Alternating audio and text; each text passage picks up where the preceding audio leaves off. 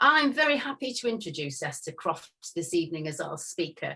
When I invited her, I was really pleased that she accepted, because I think the topic is really, well, it's a current topic, very, very up to the minute. And I'm thrilled to bits that she's accepted my invitation to come here. And I'm going to say a couple of words about Esther. She actually knows Gloucester very well. And although tonight she's joining us from Somerset, where she lives, for some time she was based at the Old Language Immersion Centre right next to Blackfriars. I should think that would have been a lovely place to be working there. And she worked there for the Heritage Urban Regeneration Company. And then she also managed the Fleece project about 12 years ago, and told me yesterday that she really loves that old building, just like the rest of us. That's right, isn't it, Esther? Yeah, yeah. It's fascinating. Yeah. So anyway, we're also fortunate that Esther has with her this evening Sam Potter, who is one of Reef Group's architects, but I will leave it to Esther to introduce him properly. And so I'll say now, Esther, thank you very much. Over to you in Somerset. Thank you. Thanks, Sue. Thank you very much for inviting us this evening to speak to you all. I have to say, I don't think I've ever seen quite so many people on a Zoom call, so I'm very impressed. Yeah, it's going to hopefully be an interesting talk for you tonight.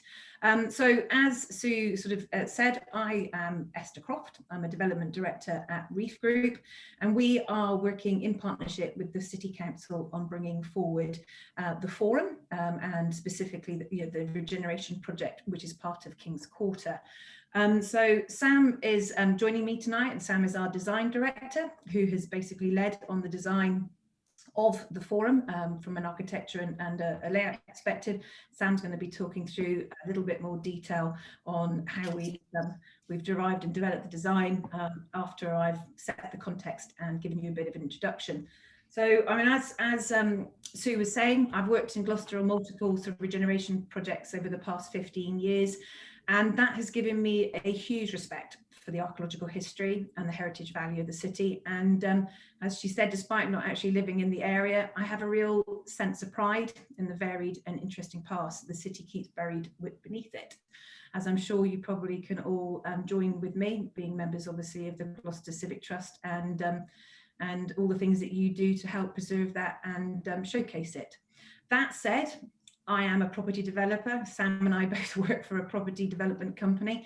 And I think it's fair to say, as with many of my colleagues, that often on a Friday night, a last minute email or a call to say a discovery has been found in one of the developments can also equally fill me with worry.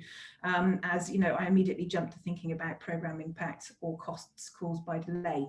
But it still has an element and an edge of excitement, because you just never know what you're going to turn up when you're starting to dig below the ground in Gloucester, as I'm sure you all know and love. So that's one of the reasons why I'm so proud, really, of the approach that Reef and Gloucester City Council have adopted with the development of King's Quarter and the Forum.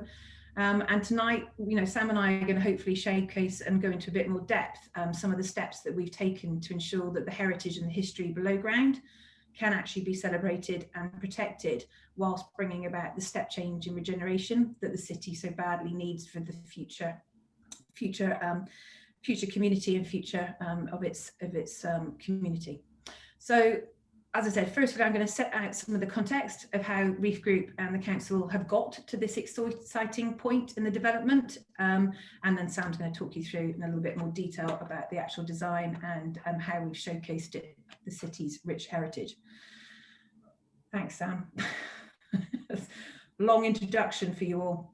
So how did we arrive then at this landmark point where the council has approved £107 million investment in the delivery for this new quarter of the city? I thought I'd set out 5 key steps that have been driven forward, have been used to basically drive this forward over the past 10 years. And it has been a 10-year scheme, a 10-year programme. You know, it's not, I've been working on it probably for at least 4 to 5 years personally, but I know many colleagues and many of the officers in the City Council have been working on it for longer than that. And you know, it's another example of how regeneration, which is very worthwhile, can take a while to actually get up out of the ground. So first of all, I think one of the important points was actually setting the priorities, and The City Council have always stated that the regeneration of King's Court has been a key ambition, and that went back as far as 2008. And as Sue said, it was originally launched by the Urban Regeneration Company, which some of you may remember, called Gloucester Heritage, because it was focused on actually the importance of heritage within Gloucester and showcasing that. And they actually set up an international competition to try to find a developer to bring forward the quarter, and also to develop a design for the square. And sadly, back at that particular time in 2008, market conditions kind of prevailed, and it didn't kind of develop as it ought to have. So, but since that time, the aspiration was captured in a sequence of policies. There was the planning concept statement in 2013, which established it as an area for a priority of change, and other policies such as the city centre and the nearby London Road conservation areas, both of which have had an impact and have had to be taken into consideration through the design and the planning application process. That was then strengthened by the Gloucester Economic and Regeneration Strategy, and then that eventually led to me working with the City Council to develop a business plan as to how we could financially bring about the development of the scheme, which was approved in 2017. That then enabled the council to start on developing its own hybrid planning consent, which was actually granted in 2019. And that has really created the baseline and the basis for us being able to get to the point now where we're hopefully we will be starting on site this year. What that process highlighted was the importance of stakeholder engagement, and I know that I've presented to the Civic Trust on a couple of occasions actually in that time period, as well as Historic England and also various cultural and community groups. So a huge amount of stakeholder engagement was undertaken to make sure that we actually established the right priorities and established the right kind of aspirations and parameters for the site. About the same time of GERC and the wider city regeneration strategy, the council officers had quite a bit of foresight, and they recognised the importance of gaining control of the land. So actually, over 10 years ago, the council started purchasing parts of the site, such as the Bruton Way car park, the freehold for Grosvenor House, and also various market parcels on Market Parade, which enabled them to be in the position that they are now, where they've got control, and they were able to then take the next steps in terms of actually directly delivering the project themselves. I think another key point as well to note is just the establishment of the principles of development. And as I said, the council took it through the planning process themselves early on. And I think the other key point with this is that from a heritage perspective, it enabled us to do some very early doors kind of site investigations and archaeological investigations to really get to grips with what was under the ground. That's taken a really strong partnership with Andy Armstrong to kind of get through, and many of you will know Andy's the city archaeologist, and he's been so influential and important in developing this scheme right from the outset that I'd almost consider him part of the team, to be honest. But it's his sort of very early input which has encouraged us to be able to build out, hopefully, the majority of the unacceptable risk to the below ground areas of archaeological interest.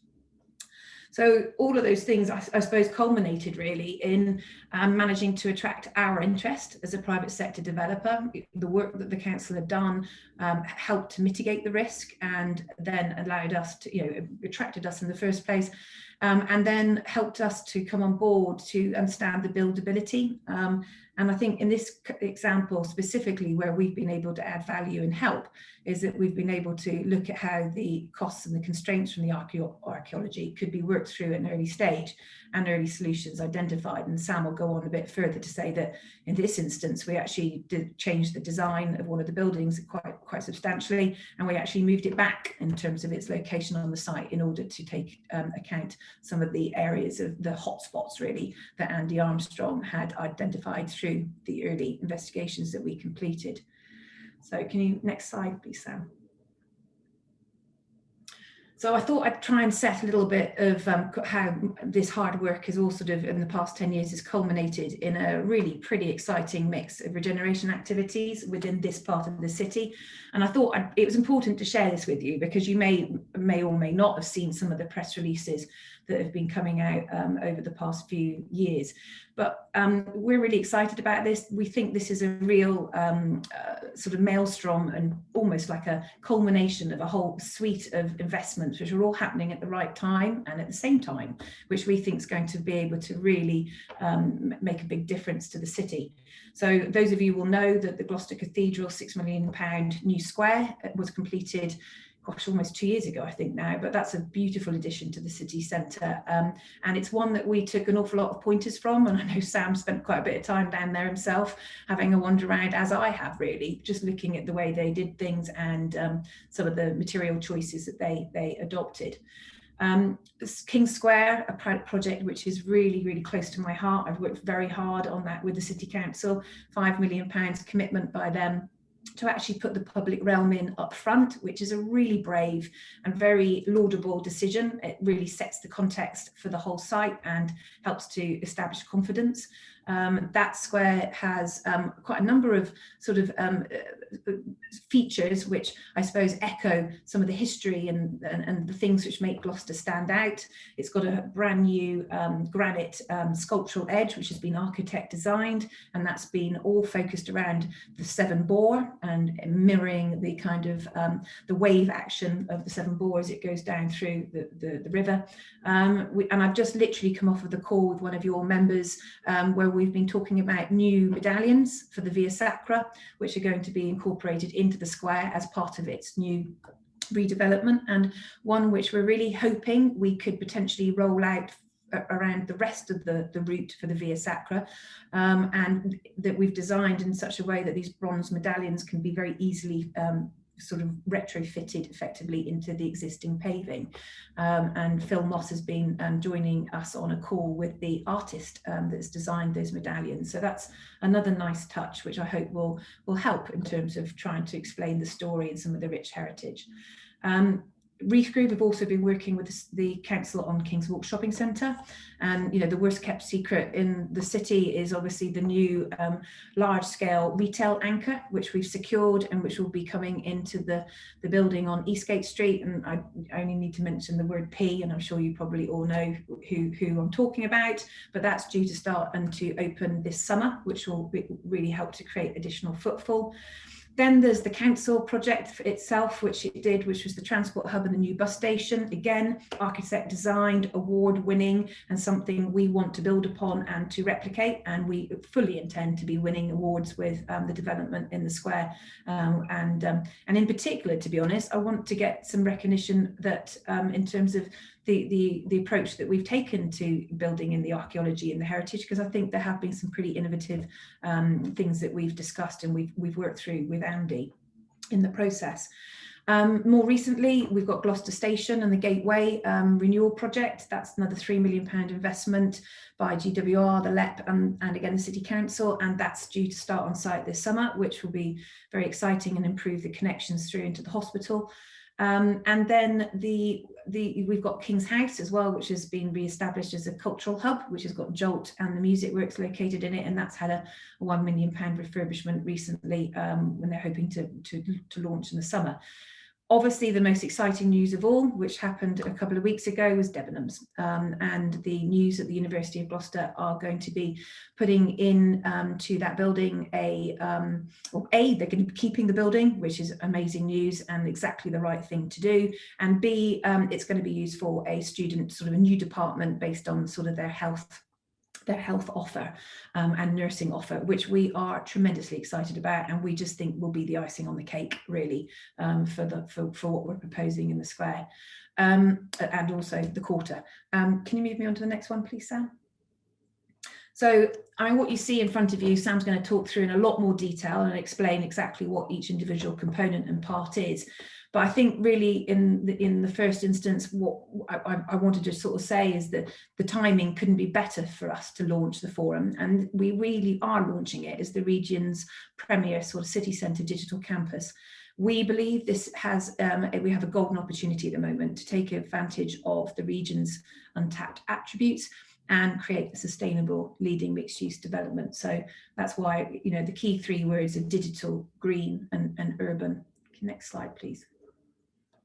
And then sort of building on from that, we're very conscious and aware of Cheltenham's vision for Golden Valley, which again, hopefully most of you have seen in the press and heard about. And we believe very strongly that our development with the City Council will be entirely complementary to what Cheltenham are trying to achieve with the Golden Valley and the GCHQ sort of expansion. And we genuinely believe it will add value to the drive to establish Gloucestershire as the home of intelligence and UK cyber. So, you know, we are going to be talking and have been sort of marketing towards digital and high-tech companies, including cyber security. But what we do see is that the forum will create a slightly different offer in advance, to be honest, of Golden Valley coming through. And we think it will establish and create an amazing opportunity for tech and digital companies to work collaboratively in one location while still enjoying all the benefits of the county.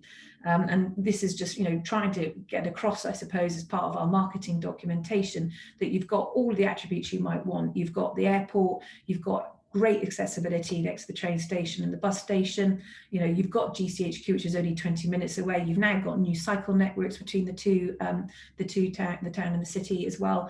And you've got all of the beautiful benefits of the Cotswolds and the Forest of Dean on your doorstep too. So it's a really attractive offer, whilst being affordable, we believe, to a lot of companies. And we also believe that in the light of the pandemic, this actually is going to sort of aid our argument and our pitch, I suppose, even more than it currently is. Next slide, please. So, I mean, this is just saying a little bit more.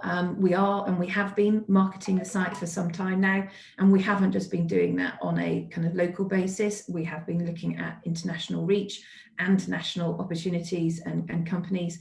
We, you know, we're very excited about what the responses that we've had so far, and the fact that we have got some very distinct, very good sort of lines of inquiry, which we're hoping to conclude over the course of the summer and make further announcement on. But if I'll stop there now. I'm not sure how long I've taken, possibly too long, but I'll pass over to Sam, who's going to talk you through a little bit more about what you can expect to see built and how we arrived at the design features. Thanks, Sam. Thanks, Esther. No, that was swift. It's good. Right, I'll dive a bit of a dive into detail here, and we sort of tailored a presentation for you which tries its best to talk about the forum and how it is very much of its place, both architecturally and in terms of public realm connectivity, and recognising it being a very important location within the city. So the first, but what I say is what we won't be doing necessarily is going into huge archaeological detail. We're completely usurped by Andrew Armstrong, who I noticed gave a talk on Whitefriars to yourselves a few weeks ago. And so I wouldn't dare to try and pretend I have the understanding he has, although we've had some excellent conversations, and hopefully what you'll see is that will be manifest not only in the concept but physically in the proposals and the building itself for the endurance. But the other thing that's really important to say, and this slightly blurry slide relates to that, is we're just the next layer in this rich palimpsest of the city. We're just the next piece of the millennia of development and work, and we always approach it in that way. And although we want to create something which will endure, will be sustainable, will be positive for the city, we'll be long gone before the next layer, the future layers start to come over it.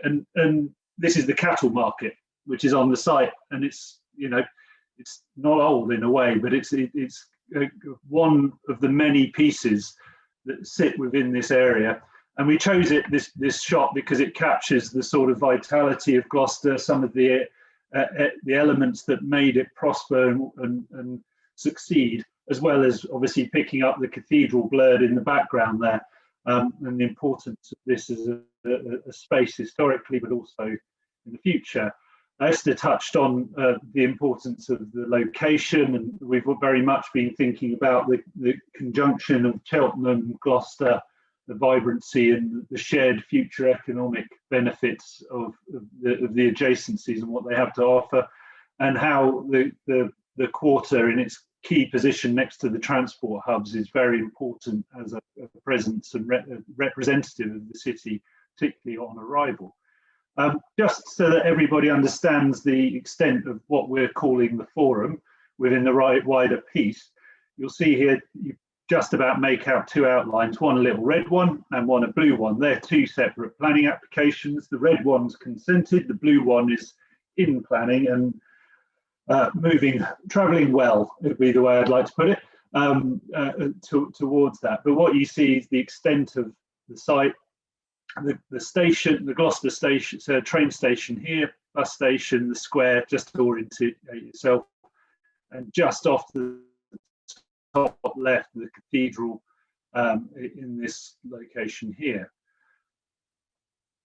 And then this is just a quick zoom in of the extent of the area, with Bruton Way running up one side, King Square to the other, Station Road here, and Market Parade in this location. But that's how it is today. But this is obviously one snapshot from the multi-layered arrangement. This is from when the cattle market was in position, and when Market Parade, as it stands today, was very much there and has endured over many centuries on the periphery of the Roman city. But what this doesn't show, doesn't reveal, is anything about what was occupied in the past. Whitefriars, the monastery, recently revealed, and there's a lot more to come. We're due to commence our investigations in the next couple of months in a much greater detail on site, as part of works which will propose to move the buried river Twyver to a location which will facilitate the development itself. And here you see that wider view of what was visible. And this was kind of a founding piece or photograph or element that enabled the general disposition. And we felt it really important to recapture that quality of arrival and sense of being in Gloucester, and obviously the cathedral being such an iconic symbol and orientation device within the city to draw you closer. So early works in the sort of concept design, really before anything, any architecture, any massing was laid out, included analysis such as this sort of heritage set of principles. And they included identifying, obviously, conservation areas. We sit just on the periphery of two very important conservation areas. But crucially, the opportunity that these blue lines and this corridor show to capture that view. And not so much even just the view, it's more the pedestrian arrival and movement from the train station and the bus station, which is currently convoluted and actually it's not a very pleasant journey, particularly now that the site is very much cleared. And we wanted to make it something which was becoming of a city of Gloucester's stature, and the importance of arrival, a new gateway as such into the city. So these were kind of founding themes of the overall concept, which fast forward, lots and lots of sketching, lots of drawing, lots of analysis and different arrangements, and in essence identifying sort of general plots from which that would become sacrosanct within the proposals as we develop those in conjunction with Gloucester. And the sort of bright orange shows you key pedestrian priority routes. This new route with the view to the cathedral directly from the station connecting to Market Parade here, and then on to King Square and the wider city beyond. So in effect, the thoroughfare or the ante-room to the square, and then the square being the sort of almost democratic event space for the city, which then would feed you into the wider shopping areas and broader residential districts beyond, and obviously onto the cathedral quarter.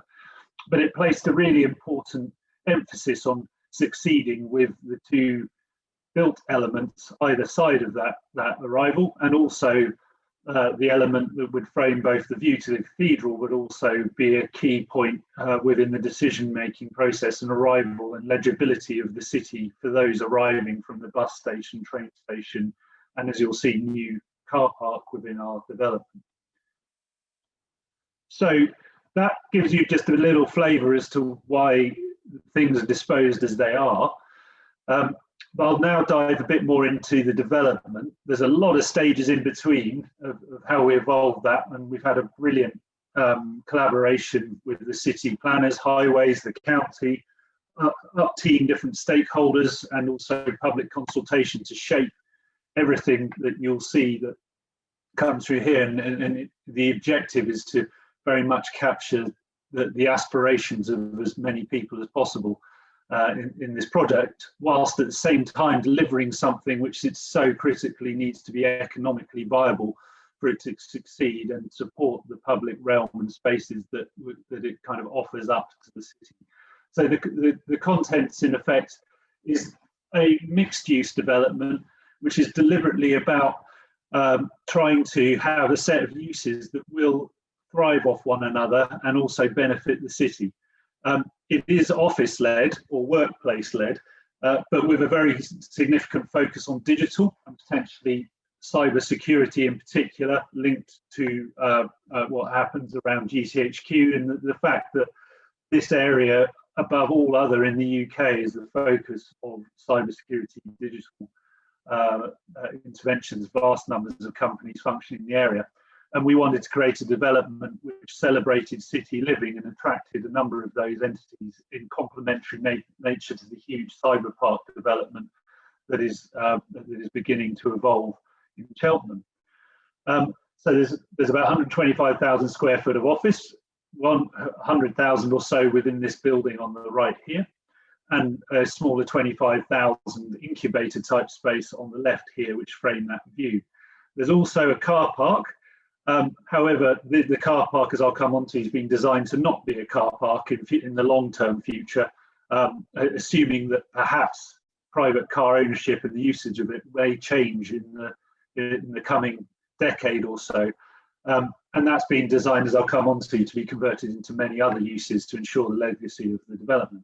There's also a hotel, which is with its own courtyard, which is facing onto the square. And we've had a lot of interest in that particular element going forward. And there's 43 apartments, which were the part of the first consent that's been achieved, which basically means that we have living, staying, arrival, office, also gym. There's a small element of retail, all contained within this space, and 1 new acre of public realm, with the route being towards the city being fully pedestrianised to make this very much a walking green city arrival space. And by virtue of having that set of mixes, we want to have a very vibrant and active space and a series of interconnected features. And to that end, what you'll see is an unusual feature, but not uncommon to Gloucester, which is a footbridge. And that connects the office, hotel, car park space. And the more we've delved into it, the more important that seems to be to both the economic viability of the scheme, the excitement of working there, but also it's a great viewing platform. It will be publicly accessible for people to view towards the cathedral. A number of people have mentioned Instagram whenever we show visuals of what you can get from there and the views towards the cathedral and city beyond. So I'll speed up the pace now and take you through a whole series of images and more detail around the development. But what you're looking at here is that arrival, right, as if you've come from the train station, the new bus station seen here just on the left, and the framed view of the cathedral tower, where we've deliberately designed the residential to give a wide berth to that view, separating its upper elements and its lower elements, and trying to make it subordinate towards the cathedral so that you've no doubt where you are once you arrive from the station and enter into this pedestrian route. We wanted to make it really exciting, and it is overtly contemporary, with nuances of historical reference within the design. The office building on the right here contains a 4-story digital screen.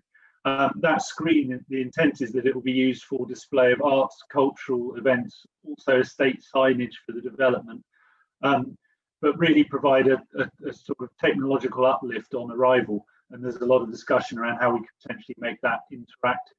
It's very much embedded in the architecture, but will be fronting onto this new small square or place, which takes you down the avenue. Having gone all the way down the avenue, you would then arrive on what will be the new market parade. This is the residential that's about to start on site. there's currently surface car parks here and a single lone Victorian terrace building. That will be removed, and this residential will arrive. I mean, what we've done is widen Market Parade to make it a more generous pedestrian environment, with the office building on the left here and the hotel set back to embrace the entrance to that pedestrian route and provide a kind of forecourt or arrival towards the new King's Square, just seen out of sight in this location. And throughout this will be peppered various urban greening, and also a series of orchards which pay reference back to the monastic orchards, meadows that existed on the site. And the more we learn, the more we discover about that. And I'll come on to that in a little bit more detail. Another view, just looking back towards that residential scheme. And we're literally moving into the material selection phase right now, ahead of commencing that build. Then this is a little snapshot view that you'll get as you look back from what will be the new King's Square. The King's Square would be behind you. You're stood just on the edge, and this is looking back to that office building. The hotel on the right, and beyond is Bruton Way in the distance here. And here is a snapshot of King's Square as it should be within 12 months or so. The fountains Esther referred to earlier on, and the sculptural edge that you see providing informal seating, areas for play, and when the fountains are off, a brilliant event space for the multitude of events that Gloucester attracts and will, I suspect, attract more as a result. In the backdrop, the future University of Gloucestershire building facing onto this. Some interesting similarities for those of you who know Granary Square in King's Cross, with its university building facing its major event space, and we very much hope it's as successful as that has been. A snapshot overview of the forum area, showing the different areas of public realm, that pedestrian route, and then Bruton Way has been heavily greened to make it a kind of pathway along past some existing and some new trees, and pockets of greenery that will line that pedestrian route taking you up towards Market Parade. We're also seeking to vastly improve the pedestrian environment exiting the bus station, moving onto a pedestrian island, step-free surfaces, improved and enhanced paving, more greenery, reconfigured taxi rank, and then allowing easy access over to the King's Square, with Market Parade being bus and taxi only, with a significantly favoured pedestrian environment.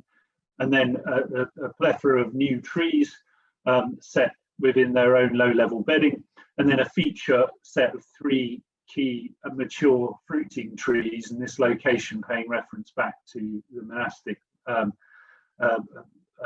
orchards. And along the line here is a rainwater garden, which has an innovative sustainable open drainage tank underneath it to deal with our deluges, but most of the water will be used to feed the historically referential planting that will be within there. And we're working up that whole palette with our landscape architects and in consultation with Andrew Armstrong, which has also fed into this, which just gives you an indication of some of the historic interpretation we're looking to do. We're trying to do some unusual things. On the left is just an example of a historic signage from the last project I was involved in, a major project, which is the London Wall in the City of London, where we revealed part of the Roman city wall, whole series of gardens there, and had signage which tried to explain this layering of the city to arrive at this point, and looking at how we could create interpretation that would be accessible to children, wheelchair users, virtually everybody, and in a legible, plain English kind of way. And what we're looking to do here is actually use the planting and the landscape as a way of describing the history, given particularly the Whitefriars' focus on the sort of its gardens, and almost tell the history through a series of plants from the Roman era through the medieval, through what was existing at Whitefriars, and use sort of Kew Gardens-esque signage, which will start to talk about what the plants are, but also start to explain what how that related to different points in history, and use a different way of understanding the layering of the site so that people can pause and pick up snippets, but also understand some of the landscaping in the area. So, but the greenery doesn't stop there. The car park itself will be clad in a green wall system. Some of that will be fed from the rainwater that's collected on its roof. That provides all sorts of clever things, from improving air quality, visual screening, and safety within the car park itself. It's also going to be 100% electric charging enabled. On day one, 10% of the spaces will have electric charging points, but we're oversizing our power requirement and connectivity to enable every single space of the 400 parking bays to be electric charging at a time that's appropriate to make that conversion. And that will facilitate its enduring success over the next 10 years, but also we've considered things like rooftop events. Popular during the pandemic, drive-in cinema, which we could have within that, to really make it something more than just a car park. But we've also designed it so it can be fully converted into an office in future, possibly even residential or even educational uses. So once its life as a car park potentially comes to an end, it will be readily converted to other uses. And here's some details around how that is to be achieved in the greening of the facade itself, and how that will wrap the side and sit over the bus station as a landmark entry to the city arriving by car. In terms of the office buildings, the intention is that they're clad in a vibrant reddish pink, and that pays some due reference to some of the Gloucester red bricks in the area. So although materially different, we're trying to pick up on the tonality and the interest of some of that successfully there, and also a base detail of a sort of contemporary cloister, as it were, with pigmented concrete, paying reference to some of the stonework within the city, and looking at some of the tonality in the area that influences the design itself. It doesn't stop there. If I can get it to go on. Oh, sorry. We've taken that further in that these buildings will be exemplars of sustainable development, and the office building itself will be naturally ventilated, or capable of being naturally ventilated, not just for the well-being of the occupiers, but also to drive down the energy bills and its energy in use. The intention and the aim is to have this as what's called a net zero carbon building in operation. So in effect, it has no carbon footprint during its entire life cycle. And that's achieved by things such as allowing natural ventilation. But we didn't just want it to be boring, openable windows. We looked at a way in which we have windows which open inwards, but when those windows open, there's grillage, and the grillage has to have a very big element of free area to allow that venting to work. So we took our cue from the cloister within the cathedral, and the clever thing about that is it uses a very small amount of material to do a very interesting structural job in the case of the cathedral. And not just the pattern is interesting, but we used it to generate a mesh, which has a very small solid surface area, which allows us to have a very big area of ventilation for the air to come in. So not only were we able to make it beautiful, it's very functional with the air, and it pays reference back to the arrangement of the cathedral cloister, and also a light touch, the cloister that we understand existed within Whitefriars itself. And these are some, so I won't go into the technical detail, but it explains in a number of graphs how it functions, and some of the graphs on the right start to give an indication of the energy in use that can be saved by using this particular technique, which is unfortunately uncommon in office buildings, but we'll see being much more common in future.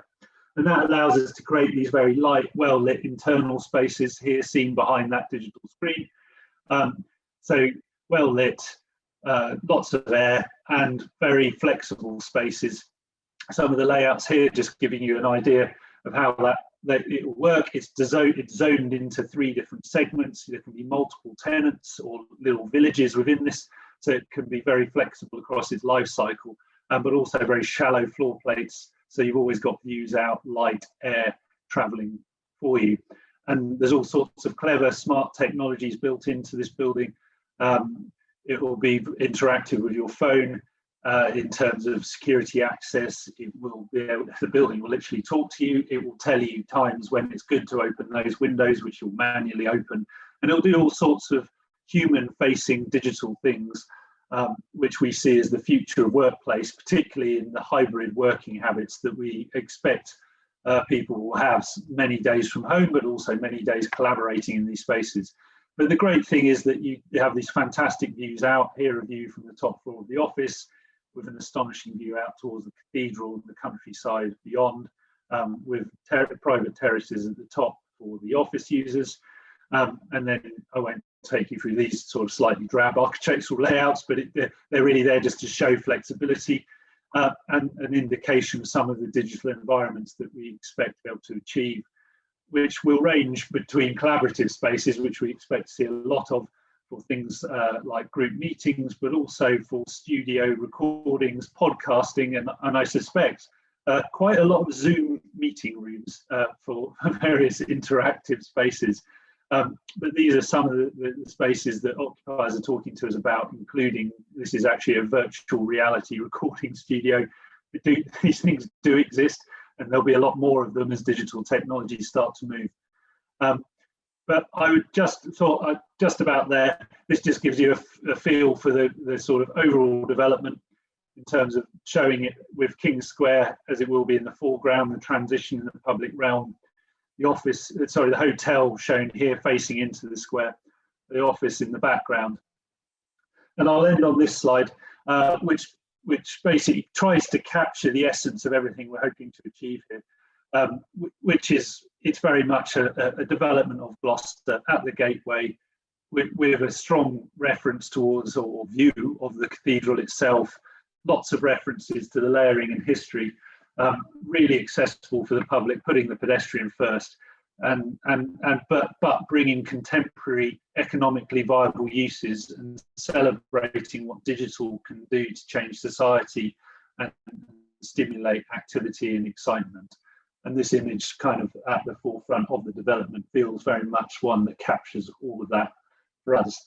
So I hope that was of interest, but that's what we have for you today in terms of presentation, but there's a whole realm of knowledge behind that, so hopefully we can answer questions as we go. Thank you.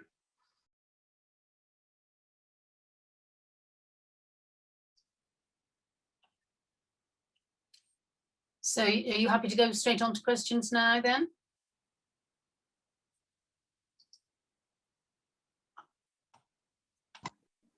Are you happy to go on to questions? Okay, right. We'll start up here, go back up to the top just a minute. There were some early on ones and I can't reach them now because they've disappeared to the top. Just a minute, see if I can get them. I think we had, early on we had a question that was, what was P, but I think somebody else answered that. Was it Primark? Primark, yes. Possibly comment. Okay, right. I've lost the chat again. Right, where's the chat again? Do you want me to yeah, if you can have it, I can't get the chat going up the side. Oh, there it is. It's come again. So the first one we've got, Esther, is from Jim Dillon. We already have a forum, and as the development is on the site of the Whitefriars, can't you name it Whitefriars? Yeah, we were anticipating this question because it's obviously something that we've debated and had discussed at quite a bit of length with the City Council. I think that, Sam will probably describe far better than I can how the name originally came about, and that was because we perceived the development to be a focal point or a foci for meeting and for people to converse and to all of the functions, I suppose, that you would have associated with a fully functioning Roman forum. So that was probably where it developed from, and we are very keen to make sure that we get Whitefriars built into the naming hierarchy for the site. So we're literally just starting to look at that now, and it would be very interesting to gather some views whilst you're all on the call. You know, obviously this is all going to be subject to the City Council as the owner of the site and what they decide to do. But there's a whole variety of different ways in which we can use the naming of different buildings or the public realm and the spaces, the new public spaces that are created through the site, to reference really its heritage and its history. And you know, Sam's already mentioned monastery, the fact that that there was the view that was originally located on the site many years ago, and also then obviously Whitefriars. So we're very keen to try to incorporate that into names for the buildings, names for public space, and or names for streets perhaps. It'd be interesting to hear what people's thoughts were further on that. Do you want to do that? Do you want to get some feedback, or do you want me to ask to carry on with the questions at the moment? Probably carry on with the questions, and then maybe come to that too. Okay. Somebody is saying, oh, this is Cecil Sanderson, is saying, pity there couldn't be at least a covered footbridge between the two stations, like the old one between the Central and Eastgate station. I don't recall what that was, if I'm honest. Yeah, there was I think there was a bridge that went from one to another, if I remember rightly. But over the railway line. Yeah, he's talking. Yeah, he's talking about the between the station and the what there is and the new build. Yeah, what there is going to be is there's going to be a big investment in the subway, which is goes underneath the railway line between the site and as I said, the hospital, which is going to make it both DDA compliant and also a far more safe and attractive environment. I know a long time ago there were various conversations about maybe having some kind of covered walkway that actually went over Bruton Way thoroughfare, and I think it was just a matter of again of just money. You know, that was a very, very expensive option, something that had to get discounted at quite an early stage, I believe. Okay. David and Marion Carroll want to ask, where will the buses in Market Parade pick up passengers?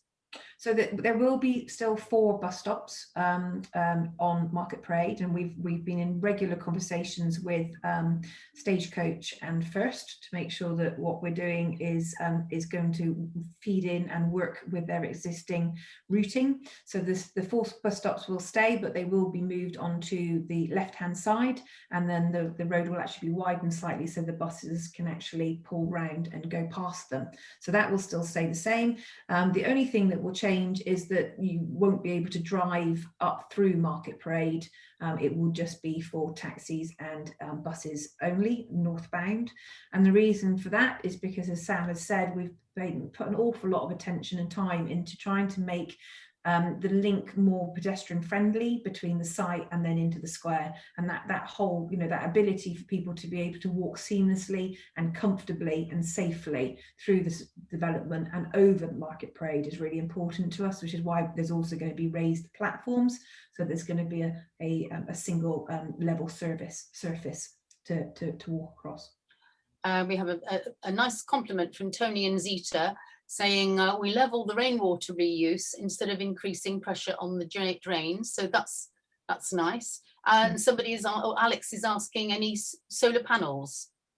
No solar panels? Yes. Sam, I tried to answer that in the chat, but you probably have got. You'll probably answer that better than I can. Yes, on top of the hotel, there will be a solar array which will generate.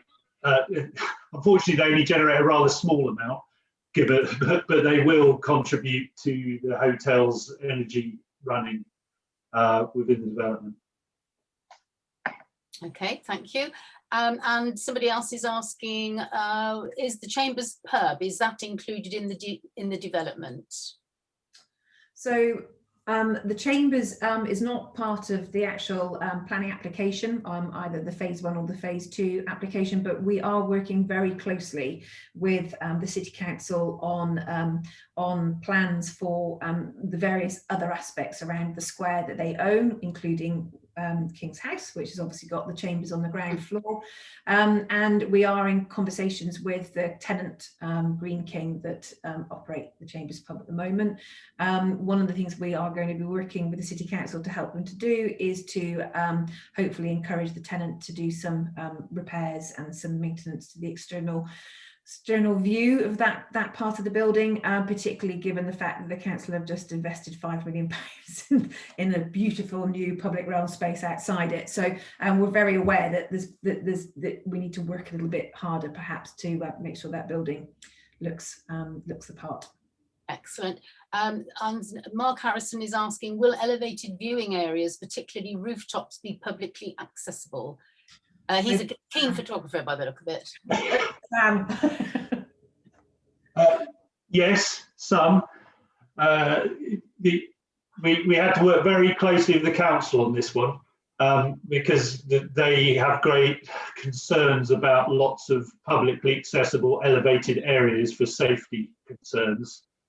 Unfortunately, in that respect. However, with that in mind, what we've been able to do is that footbridge itself, although you'll have to pass into the entrance to the hotel, be able to go up there. There'll be a rooftop conference / food and beverage offer on the roof, and you can go into that space, access the terrace from there, and also into the footbridge. And it's a really good topic, because what we're working through now is how we manage that, because we want the public to be able to get up there. There's strong political will within the council to allow that. The leader himself wants to Instagram himself with the cathedral in the background, he's told me. So I think the political will is there for that to succeed. So yes, I think would be the answer. The office will be private. But I'm sure if you're a very keen photographer, a friendly word at the front door wouldn't be a problem to get there. Thank you.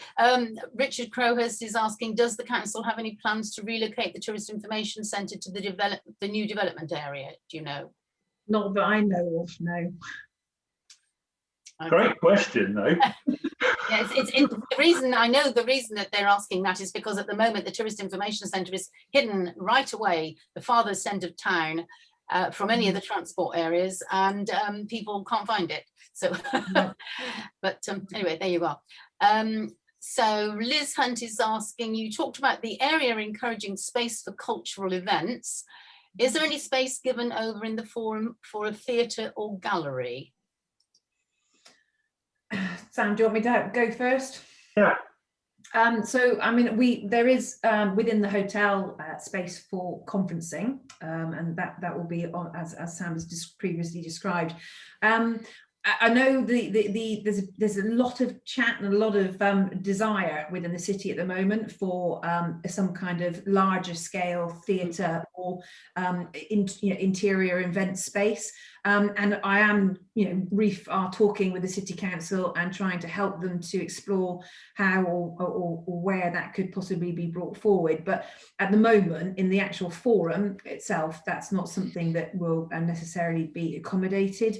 The square will be, we hope, the premier external space, and there's some amazing things that you can do now with temporary structures, and it's been designed with all of the infrastructure in place and all of the utility capacity and electricity supply, water supplies, broadband supplies, so that it can really cater for any scale of event. So that has been done. And we hope that will be really fully taken advantage of. But it's something I think really probably it's another one on the list of the regeneration aspirations, and I'm sure given time a solution will be found to that, but it's not going to be in the forum. Can I just add, Esther, I mean, touching on the gallery point, it's entirely achievable. The space could it'd be great, is the truth. If there's a way to economically incorporate it, there's lots of potential locations within that. Whether higher up the building, ground floor, it'd be perfect in many ways. The other point is that what we're hoping to do is that any archaeological finds that we discover, and we're anticipating a few, we would very much like to kind of host those within the office foyer, which would then be very readily accessible for people. It's been a very successful way of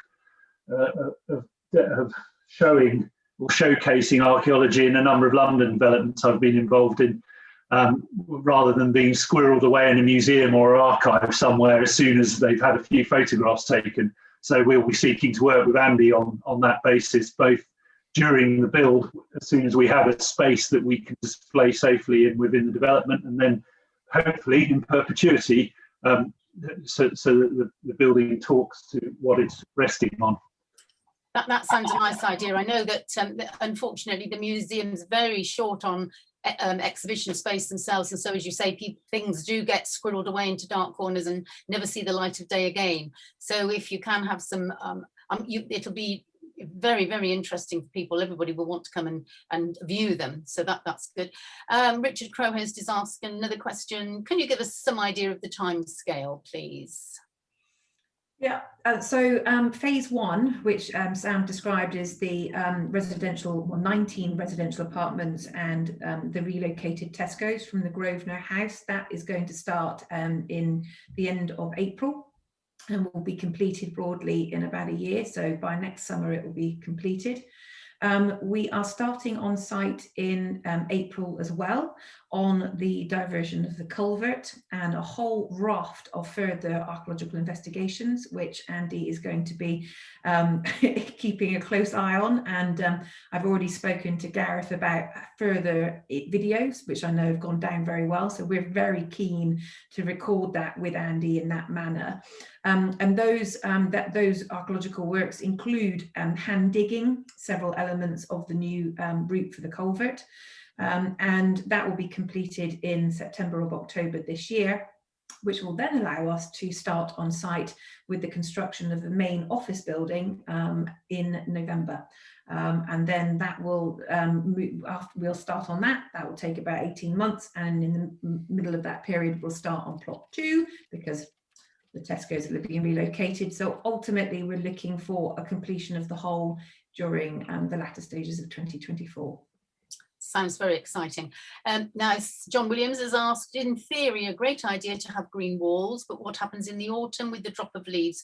Do we anticipate that our city council will keep it leaf clear, especially for disabled pedestrians? There you go.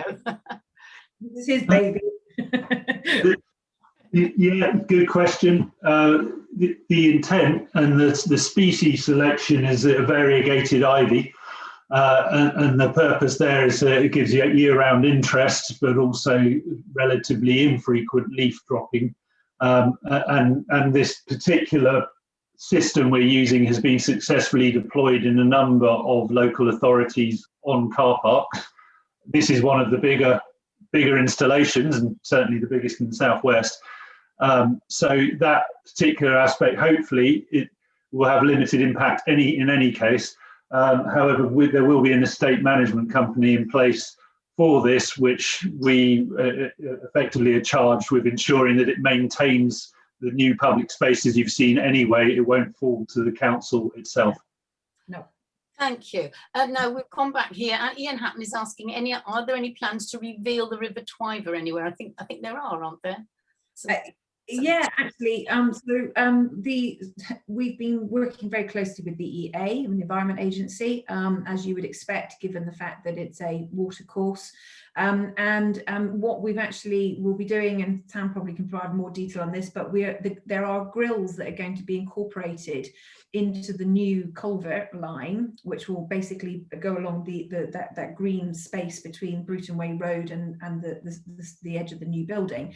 And there's actually going to be grills which you're going to be able to view, so it will let light down into the River Twyver and onto the water surface, to be able to provide light patches effectively for the aquatic life that's living in the river and in the stream. So yes, there is going to be, that's what we've agreed with the Environment Agency. Sadly, opening it up entirely, it just is something that would have meant that it would have stifled any kind of development on the site. So that was something that we had to discount early on. Thank you. Debbie Vass is asking, where will we be able to drop off and to pick up from the transport hub? Goodness. Well, there's the pull-in that they've got for the transport hub, which is on Station Road, will remain. And then you will still be able to drive around the taxi rank loop past the Tesco's as you currently do.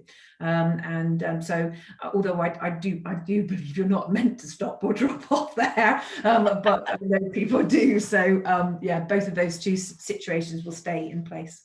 Thank you. And somebody's gone back now to, this is Tony and Zita, signs for the tourist information. Are there going to be any display areas in the forum at all about that? Sam, do you want to? Sort of display. I think there will be now. Information boards. It's great. That certainly hasn't crossed my desk as a topic, but it's just yeah. If you can leave that with us, we'll explore it, because it seems very, very sensible, and we'll discuss it with our council colleagues in effect, and look at how we can make sure that certainly within the public realm that legibility to access that is better, if not having an outpost of some sort within the development. That would be good, because until just about 18 months ago, it was very the TIC was very prominent in one of the main Gate streets, and was very well used and got a gold award, and it's absolutely excellent. And then the City Council decided to move it into the back of the museum, and people literally can't find it. So so yeah, if you can do something about that would be excellent, especially because people are coming off the transport. It just makes sense that there's something there, doesn't it? Mm-hmm. So somebody else is saying, can you get taxis round here? Taxi rank will be staying as it currently is, okay. And same number of spaces, but just slightly different alignment. And cyclist points charging for electric bikes anywhere? Yes. So the car park itself has an area of public undercover parking, with a number of them with electric charging points. So right next to the entrance to the bus station on Station Road, you'll be able to park your electric bike, lock it, charge it, go somewhere, come back. Thank you. Now, and Sally also is asking this question: love some glass pavement so we can see the ruins below us. So I don't know who wants to take that one. Yeah, it's come up a number of times, and the truth is we don't know what we've got yet. But basically, the design is being fixed down. However, it's always flexible, and the discoveries are yet to come. But fortunately, we're able to undertake those before we commence the meaningful major works.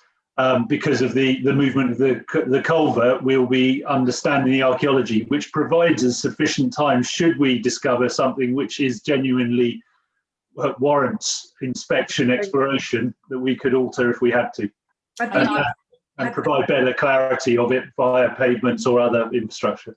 I think the caveat I would raise to that is that obviously the square, we had the video, which I'm sure many of you have seen, of the portion of the wall in the square that we found. It's very deep. It's about 3 or 4 meters down, so there is always a concern in terms of perspex and viewing, that with the best will in the world and with the best lighting in the world, it will still be so far down that you really maybe wouldn't see quite as much as you might want to see of it. So that's something else we need to just sort of factor in, and just being pragmatic about it, really. Frank has said, what access road layout is planned to give good access and egress to the car park and to avoid roads clogging up? Okay, so we've obviously been working very closely with the highways team at the county council. So everything, the hierarchy and the arrangement and the movement of traffic through the site has been established now for at least 3 or 4 years. There should be very little change, as I said, to the taxi rank and to the access the access into and out of the car park. There is going to be a separate entrance and a separate exit, so you're not going to be trying to put the 2 cars through the barriers at the in the same in opposite directions, which will help. Yeah, all the traffic modelling has been done, which is needed to be done, and everybody's very confident and comfortable with what it will create. and help you Thank you. manage. And I think this is maybe the last question here. Is zero emission scheme coming to Gloucester, do you know? So, yeah, shall I elaborate on? Yeah, zero carbon, yes, please do.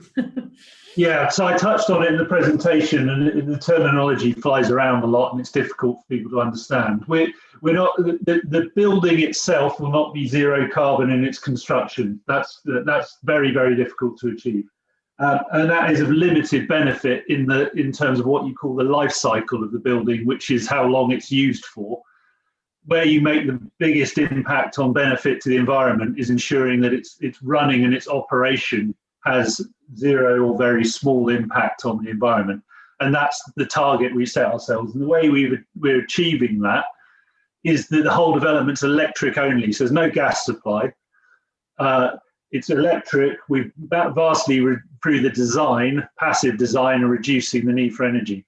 And in effect, how do we do it? Well, we will have a renewable energy supply. And we're in conversation with a number that will allow us to achieve that. And therefore, we know that either from wind, solar, or other means, the electricity that's supplied to the building has come from renewable sources.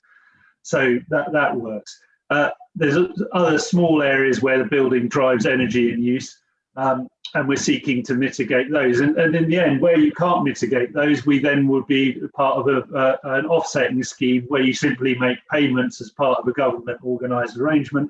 And those payments go to the setting up of other renewable schemes, which otherwise would struggle to get off the ground. And so in essence, that's how you mitigate your carbon. And that's very much the spirit, and it's very important that we achieve that. And that's how we're going to do it. That's great. That sounds great. I've got a comment here from somebody saying the apartment design is brutalist. Can the design be changed to something more attractive? I'm sorry about that, but that's somebody's opinion. Shall I answer? Go on, Sam. That's a reasonable viewpoint. It's modern, I would say. Brutal. I can show you some brutal architecture, but yes. The simple point is no, it can't be changed at this point. We did consult on it, and we've had many discussions with the team at Gloucester, planning officer, case officer, design officer, urban design officer, and conservation officer to arrive at this scheme. It is overtly modern. We won't apologise for that because we're very much trying to create that character. Appreciate it's not everyone's cup of tea. Hopefully it is some people's cup of tea, but you please judge it as it comes out of the ground in about 12 months. You'll hopefully see it as less brutal and more humanistic. Well, and then we've got a nice comment to finish with. Tony and Zita again are very, very pleased at the environmental awareness. So I think that's a very nice comment to finish on. I haven't seen any more comments after that. So I think that's very good. Then no more questions there, Gareth? No, I can't see any more, Sue. Thank you. Well, I think I'll just finish off by saying how pleased I am that we've had such an interesting conversation with you, and you've been able to answer so many questions. Very kind of you both to come this evening, and You're here. Very, very much appreciate that. I'm just going to say thank you very much indeed. And if everybody would like to switch off their muting button, we can all clap. And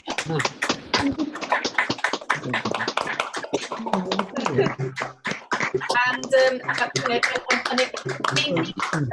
big thank you to Gareth for hosting this and making sure everything's working well, and everybody can be enjoying part of the evening.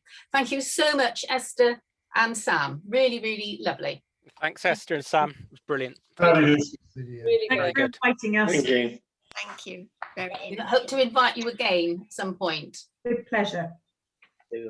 Great. Thank you very much. Thank you.